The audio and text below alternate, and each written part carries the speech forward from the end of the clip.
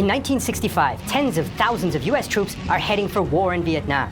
Backed up by B-52 bombers, helicopters, and napalm, many expect the Viet Cong guerrillas to crumble in the face of unstoppable US firepower. Instead, in the jungles and swamps of Vietnam, the Americans discover combat is an exhausting slog in which casualties are high and they rarely get to fire first.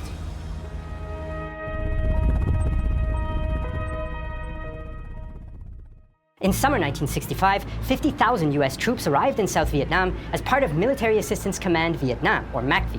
The USA hopes American troops and air power will be enough to compel North Vietnam to abandon its support of the Viet Cong insurgency working to undermine the South Vietnamese government. Still, the US approach will be gradual and mostly from the air. By late 1964, the US has already been secretly bombing North Vietnamese supply lines in neighboring Laos, and in 1965, North Vietnam is hit as part of Operation Rolling Thunder. Still, the US mostly hits secondary targets, not Hanoi, in order to force North Vietnam to negotiate an agreement beneficial to the South. In this sense, US President Lyndon B. Johnson is not aiming for traditional territorial or total victory, but the prevention of a North Vietnamese victory over his allies in the South. North Vietnam claims no negotiations can take place while foreign troops remain in South Vietnam. And so, it seems combat and not compromise will be the status quo in Vietnam. US General William Westmoreland needs to develop a strategy to push the North out of South Vietnam at a low cost for the US, politically and militarily. This is a challenge, since political considerations mean his ground war must be confined almost entirely to South Vietnam. Johnson rules out any kind of conventional invasion of North Vietnam, as it will likely provoke Chinese intervention, as it did during the Korean War. The president also forbids cutting the Ho Chi Minh Trail in Laos and Cambodia, since he wants to limit ground operations. This, though, will make it harder for Westmoreland to isolate the battlefield. The American debate settles on two possible strategies in South Vietnam: conventional combat operations or counterinsurgency focused on small unit operations and the political pacification of the South Vietnamese public. Although the counterinsurgency approach has its supporters, Westmoreland believes it requires more troops and gives the Viet Cong the initiative. Instead, he hopes to make use of the US advantages in mobility and firepower in a strategy of annihilation. He plans to take the fight to the Viet Cong, eliminate them in large set-piece battles, and cause such heavy casualties that North Vietnam cannot maintain the insurgency. It's a rapid attritional strategy. To achieve their goals, US troops will not need to hold ground, but will carry out search and destroy operations at will. This is going to be a methodical search, house by house, village by village, as we move north. This small group of huts here houses some of the Vietnamese families. We're looking mostly today for military-age men that may possibly be VC. So far, all we can see are women and children and old men. It's a plan with an institutional shift in the Department of Defense. Under Secretary Robert McNamara, the DoD adopts new statistical and quantitative management methods borrowed from the world of business. Everything about the war is quantified to assess progress and identify when North Vietnam reaches the critical tipping point when it can no longer sustain the struggle. Analysts and officers count everything from bomb tonnage to tent pegs, but the most important metric is the body count of North Vietnamese and Viet Cong killed in US operations.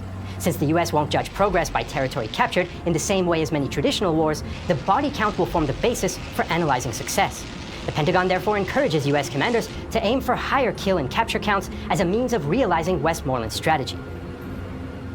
The American kill count strategy expands the original passive protective role of the US troops, since now they're to go on offensive patrols and take the fight to the Viet Cong, and they'll be doing it with new firepower.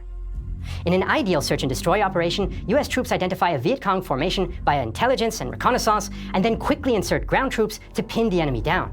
As the battle intensifies and draws in more enemy, the US troops call in airstrikes and artillery to decisively eliminate them. Similar operations had previously been carried out by the South Vietnamese Army, also known as ARVN, but American commanders felt they failed because South Vietnamese troops lacked fighting quality, as opposed to a problem with the actual tactics. To support their efforts, US forces received new tools, vehicles, and weapons. From 1964, US Army troops received the 5.56mm M16 rifle to replace the 7.62mm M14.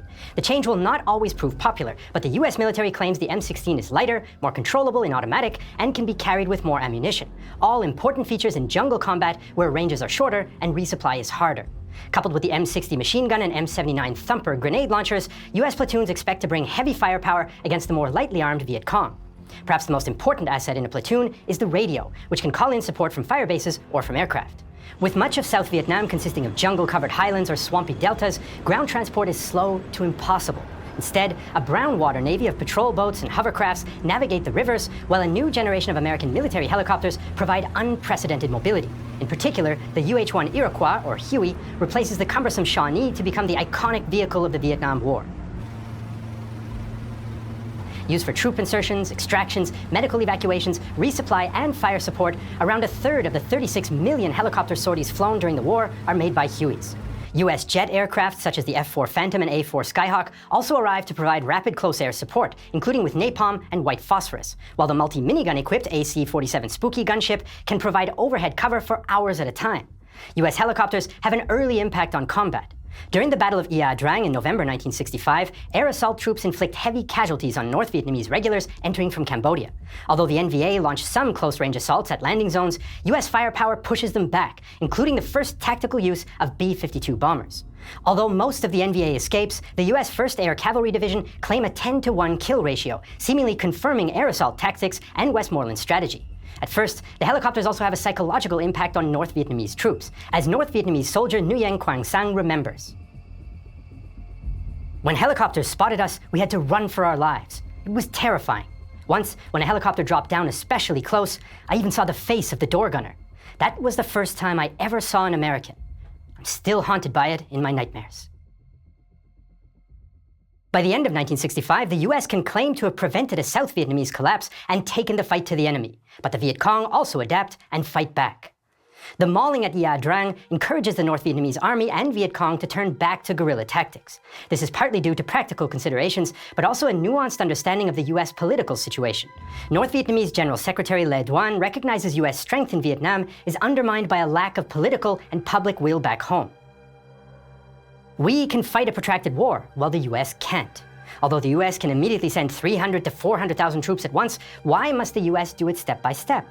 Because of fear of protracted war, and even stronger opposition of the American people and the world's people.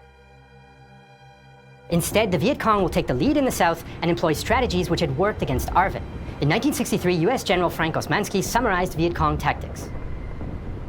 VC non-explosive weapons include caltrops, spike traps, poison darts, and even enraged water buffaloes. In a sense, their physical endurance, patience, and ingenuity are also VC weapons, for they have been known to live in dark tunnels for weeks, to remain underwater for long periods by breathing through hollow reeds, and to lie in ambush for as long as 48 hours. Sniping, mines, and booby traps become the principal means of Viet Cong attack. They prioritize mines since they maim just as often as they kill, draining US resources and morale. The Viet Cong also become experts at launching well-planned ambushes, often targeting officers and radio men to prevent air support being called in. Most attacks are over in minutes. These tactics are aided by simplified logistics. A Viet Cong soldier carries as little as 5 kilograms of equipment in combat, compared to up to 40 for a US soldier. The North Vietnamese can also draw on local supplies from friendly or coerced villagers. Additionally, they can blend into the local civilian population and call on irregular supporters who can perform labor, set mines, or collect unexploded US ordnance for repurposing. Vast networks of tunnels, some even under US bases, allow for the VC to infiltrate and protect their personnel and equipment from US firepower. Parallel to the Viet Cong is the regular People's Army of Vietnam, also known as the North Vietnamese Army, or NVA. Thanks to political regimentation, propaganda, and conscription, the NVA quickly expands with new Soviet and Chinese equipment. Soon, NVA units can claim to match US squad firepower with weapons like the AK-47 automatic rifle, RPD machine gun, and rocket-propelled grenades. The Viet Cong are sometimes armed with World War II-era weapons, but also receive newer equipment via the Ho Chi Minh Trail. The Soviet Union and China also provide protection against bombing, including engineering troops, anti-aircraft systems, and fighter jets like MiG-21s. North Vietnamese fighter ace Lu Hui Chau recalls one advantage he had over US pilots. Once I had shot down an F-4, I was no longer scared of any type of American aircraft. The psychological factor is very important in any battle. Part of my confidence came from knowing that if I had to bail out, I would be landing in my own country. The North Vietnamese approach is to attack only when the situation favors them. As a result, they often neutralize US technological advantages through patience and surprise. In fact, although helicopters dominate the news, the reality of combat in Vietnam is decidedly low tech. One reason for this is that helicopters are expensive and valuable targets for the Viet Cong. Once familiar with helicopters, the North Vietnamese become skilled at shooting them down or targeting them at vulnerable moments. Their loud rotors make surprise almost impossible, allowing for ambushes at landing zones with RPGs or heavy machine guns. When the troops leaped from the lead choppers, the entire tree line erupted with small arms fire. A machine gun opened up from the hillside north of the LZ, pouring lethal fire into the helicopters. The rounds went smashing into the plexiglass cockpits. One bird rolled over like a great wounded bull elephant, the rotor blades still whirring as they chopped into the earth. The US loses around 5,000 helicopters during the war, about half to enemy action. To reduce the risk, helicopters drop off US troops at more secure locations for long, sometimes multi-week patrols in the jungle, known to the GIs as humping the boonies. In these conditions, the Viet Cong are only one adversary for the Americans. Wildlife, mosquitoes, disease, exhaustion, and dehydration affect US troops too. With only 1% of patrols experiencing enemy contact, mines and booby traps are perhaps the biggest concern. They account for about a quarter of all casualties, as one 19-year-old US soldier reports. It's an absurd combination of certainty and uncertainty. The certainty that you're walking in minefields, walking past things day after day. The uncertainty of your every movement, of which way to shift your weight, of where to sit down. When there is contact, the Viet Cong almost always trigger the engagement, with a 1966 report suggesting the North Vietnamese initiate around 79% of attacks. They also become skilled at predicting air support response times and withdrawing before it arrives, or attacking so close that air support threatens US troops as well. By 1968, around 15 to 20% of US casualties are from friendly fire. As you come into the village, you always get the sniper fire, it never fails. And we invariably take casualties once in a while. We return fire, by the time we get to the villages, these VC are gone. And it makes it very difficult and very frustrating for us.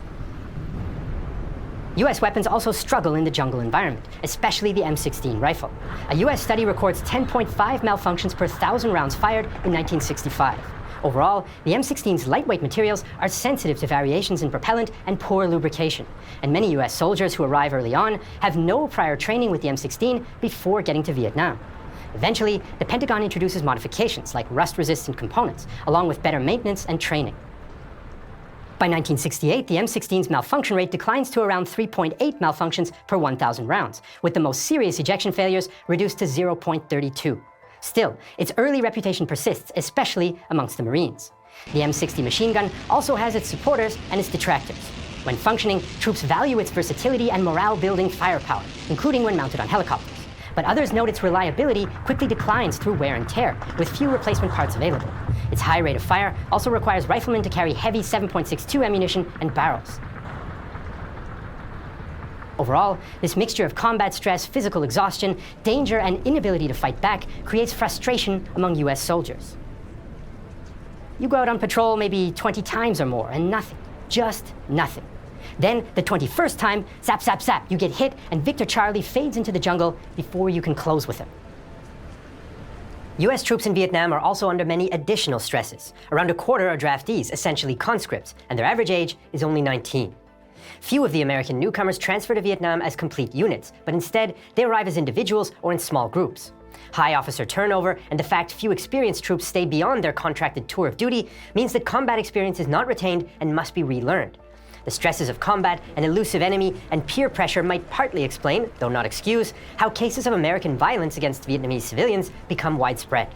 As the war continues, civilians suffer increasing violence, injury, and property destruction, both intentional and accidental, at the hands of US, ARVN, and Allied troops.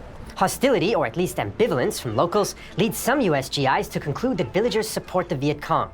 In many cases, this is true. Even a South Vietnamese government report estimates 5 of the 17 million residents of South Vietnam support the insurgency. This realization undermines US soldiers' belief in the war and promotes indifference to the plight of the locals. Marine officer Philip Caputo is one who lost hope. When we marched into the rice paddies, we carried, along with our packs and rifles, the implicit convictions that we were doing something altogether noble and good. We kept the packs and rifles, the convictions we lost. US reprisals against locals may result from anger at casualties, but also frustration at their inability to hit back at the VC. The State Department's Daniel Ellsberg joins a patrol in 1967 which destroys a civilian home. Their desire to burn the house was in part the result of frustration, and in part reflected the fact that they honestly didn't know what might work. South Vietnamese civilians also experienced violence from the Viet Cong. The escalation of the war in 1965 weakens support for the VC, so they resort to more coercion and political pressure to get recruits, supplies, and intelligence. Civilian contact with US or ARVN troops also results in political accusations and denunciations. Le Li Hayslip, a South Vietnamese villager, is attacked by the Viet Cong when her loyalty was doubted. She concludes, "After a while, our fear of the Viet Cong was almost as strong as our fear of the Republicans. If the Republicans were like elephants trampling our village, the Viet Cong were like snakes who came at us in the night. At least you can see an elephant coming and get out of the way." The psychological impact and tactical reality on the ground mean that by 1967 the war is a stalemate. When US troops engage the enemy on their terms, they cause high casualties, but the nature of the fighting is taking its toll. North Vietnam is also carrying out a strategy of attrition, and arguably more successfully. But Westmoreland doesn't think that North Vietnam is winning. In public, at least, he emphasizes progress. By 1967, there are 485,600 US troops in Vietnam, although Westmoreland wants even more. Large-scale search and destroy operations in early 1967 seem to confirm Westmoreland's opinions. The US claims it kills 2,000 enemy insurgents in Operation Cedar Falls and Junction City, while Westmoreland states there are fewer than 242,000 Viet Cong fighters left in the country. The reality is not so clear-cut. MACV's figures are almost entirely wrong. By establishing body counts as the metric for success, US commanders inflate the figures, sometimes by double. Officers eager to show progress post high estimates or count civilian dead as Viet Cong, according to a blunt, unspoken rule. If it's dead and Vietnamese, it's VC. The focus on quantifiable data means concepts that aren't easily quantified, like morale, ideological support, and the opinions of locals, are sidelined in a sort of, if it can't be counted, it can't be important mentality. But this attitude ignores vital elements of warfare, especially counterinsurgency operations, and applies clumsy numerical values to complex socio-political issues. The US approach is also based on their estimations of North Vietnamese limits and capabilities. MACV consistently underestimates how North Vietnam can sustain high losses through its conceptualization of the conflict as a total people's war of revolutionary unification. The CIA, who are critical of the statistical methods, report as many as 600,000 enemy in South Vietnam in 1967, with 200,000 North Vietnamese entering draft age each year. Additionally, US bombing has not brought victory. Although Rolling Thunder destroys 59% of power stations and 75% of oil storage in North Vietnam, this has little impact on a majority agrarian society and unmechanized military. Bombing is also expensive and dangerous. More sophisticated anti-aircraft weapons mean for every dollar of damage caused by bombing in 1967, the US pays $9.50. Instead, US bombing and pursuit of the body count is having a negative impact elsewhere. Americans are less likely to support the war, and international opinion is also turning against the US. In Sweden, India, and Japan, many people are publicly lauding the North Vietnamese for their resistance. In late 1967, Westmoreland and Johnson embark on a public relations tour of the US to convince the people of their successes in Vietnam. Westmoreland tells the public, "The ranks of the Viet Cong are thinning. The end begins to come into view." The first months of 1968 will prove him disastrously wrong. The Vietnam War is perhaps the most well-known hot proxy war during the Cold War, when the global superpowers were not battling directly out of fear of nuclear retaliation, even though they came close to direct confrontation during the Cuban Missile Crisis just a few years before the escalation in Vietnam.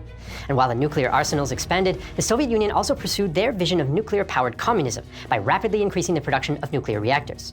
Whole cities were built to accommodate the new atomic elite that would help produce limitless energy.